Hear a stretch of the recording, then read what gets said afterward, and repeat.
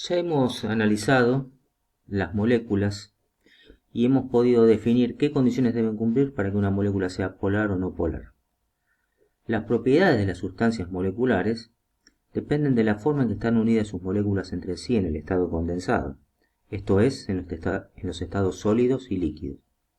Por lo tanto, las propiedades que tengan esas sustancias, su punto de fusión, su punto de ebullición, van a depender de forma íntima de las uniones que poseen estas moléculas entre sí.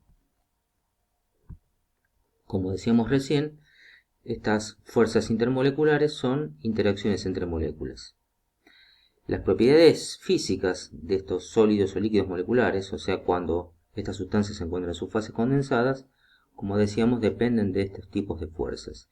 Y estas no son más que fuerzas de tipo electrostáticas, o sea, más allá de la fórmula, ¿no? Se refiere a la fuerza electrostática, pero ¿de qué depende? Depende de las cargas que están interaccionando y de la distancia al cuadrado. Esto hace que cuanto mayores sean las intensidades de las cargas, más intensa va a ser la fuerza, y cuanto mayor sea la distancia entre las cargas o polos, más débil, menos intensidad tendrá esa fuerza electrostática. Las fuerzas intermoleculares se pueden clasificar en estas cuatro: fuerzas de dispersión de London, fuerzas dipolo-dipolo, fuerzas puente de hidrógeno y por último las fuerzas dipolo-dipolo inducido. Este último tipo de fuerzas se produce entre moléculas de distinto tipo y las veremos más en profundidad cuando analicemos el tema de soluciones. Estas primeras fuerzas, las fuerzas de dispersión de London, están presentes entre cualquier tipo de moléculas, ya sean polares o no polares, pero son las únicas fuerzas presentes entre moléculas no polares. ¿Cómo es esto? Dos moléculas no polares tienen su nube de electrones regularmente repartidas. Cuando una molécula se acerca lo suficiente a otra, sus nubes se distorsionan mutuamente, produciéndose en un instante determinado la generación de dos polos, o sea, concentración de cargas negativas en una zona de la molécula y deficiencia de cargas negativas en la molécula en otra zona, con lo cual se generan estos dos polos, positivo y negativo, que son instantáneos o transitorios. La intensidad de la fuerza de atracción o repulsión que se produce entre estas moléculas depende de la cantidad de electrones que tenga la molécula. ¿Cómo es esto? Este concepto, que es el de polarizabilidad, ¿no? Cuanto mayor sea la cantidad de electrones que tiene una molécula, mayor capacidad tiene de deformarse esa nube electrónica y por lo tanto más fuerzas de London, más dipolos instantáneos o transitorios son capaces de formarse, y de esta manera la intensidad de la fuerza que se establece va a ser mayor. Las interacciones o fuerzas dipolo-dipolo, también llamadas dipolo permanente, se producen entre moléculas polares, o sea, moléculas que tienen dos polos en forma continua. ¿Cómo es esta unión? El polo negativo de una molécula atrae el positivo de la otra y viceversa. ¿Sí? Así que cuando están lo suficientemente cerca se producen estas fuerzas de atracción. Y como hemos visto en alguna diapositiva anterior, la intensidad de esa fuerza depende de la intensidad de los polos y de la distancia que hay entre esas cargas.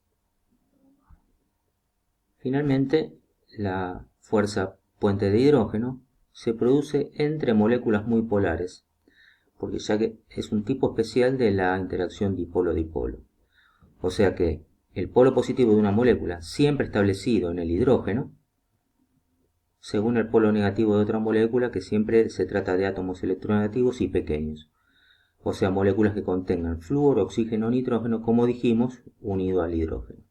Ejemplos: el fluoruro de hidrógeno, el agua, el amoníaco. ¿Sí? Y acá vemos entre moléculas de agua, por ejemplo, como el polo positivo, o sea, el hidrógeno, se une al polo negativo, el oxígeno de otra molécula. Esa línea punteada son los puentes de hidrógeno que se establecen. Y esta unión es una unión muy intensa, es 10 veces más intensa que cualquier dipolo-dipolo común. En definitiva, resumiendo, tenemos todos estos tipos de interacciones donde Las interacciones fuerzas de London están presentes entre cualquier tipo de moléculas, ya sea polares o no polares, pero cuando se encuentran en estados condensados, solo estado sólido o líquido. Y la intensidad de esa fuerza mayor será cuanto mayor sea el número de electrones que tiene la molécula. Pero además, la intensidad de la fuerza de atracción entre moléculas depende de la polaridad de la molécula. O sea, cuanto mayor sea el momento dipolar de esa molécula, ¿sí?, en el caso de tener poros permanentes, entonces mayor va a ser la interacción de la unión. Dijimos que todas las moléculas no polares contienen fuerza de London, pero también las moléculas polares. Por eso, no solamente tenemos que tener en cuenta las interacciones dipolo-dipolo en estas moléculas polares, sino las fuerzas de London, que como hemos dicho serán más intensas cuanto mayor sea el número de electrones totales, o sea, la polarizabilidad de la molécula. Por supuesto, también aparecen las puentes de hidrógeno cuando las moléculas polares contengan hidrógeno unido a esos átomos electronegativos y pequeños, como son el oxígeno, el nitrógeno y el flúor. Pero tenemos que tener en claro que cualquiera de estas fuerzas intermoleculares son más débiles que los enlaces iónicos y los covalentes. Para tener una idea, la unión puente de hidrógeno, la más fuerte de estas interacciones entre moléculas, es unas 10 veces más débil que cualquier unión iónica. Acá tenemos un cuadro ordenador de todo esto que estuvimos hablando. Entonces, para analizar las interacciones que están presentes, vemos cuáles son las moléculas que están interactuando. ¿Son moléculas polares? No. Si no son polares, entonces solo actúan fuerzas de London. Por ejemplo, argón líquido, yodo sólido, dióxido de carbono en estado sólido. ¿Son moléculas polares las que interactúan? Sí. Entonces nos interesa saber si hay átomos de hidrógeno unidos a nitrógeno, oxígeno, flúor o no. Si hay átomos de hidrógeno unidos a alguno de estos tres, entonces tenemos, además de las fuerzas de London que hemos visto inicialmente, las uniones puente de hidrógeno. Caso de agua, amoníaco, fluoruro de hidrógeno. Pero si no tienen átomos de hidrógeno unidos a alguno de estos tres átomos, entonces como no presentan interacciones puente de hidrógeno, solamente vamos a tener presentes las interacciones dipolo-dipolo sumadas a las de London que dijimos que están siempre. ¿Sí? Ejemplo, sulfuro de hidrógeno y el clorometano. En este cuadro comparativo tenemos entonces, dada el tipo de interacción que se produce entre partículas, cómo son sus propiedades, hablando del punto de fusión y el punto de ebullición. ¿Qué es el punto de fusión? La temperatura a la cual un sólido pasa al estado líquido. ¿Qué es el punto de ebullición? La temperatura a la cual un líquido pasa a estado gaseoso en toda su masa.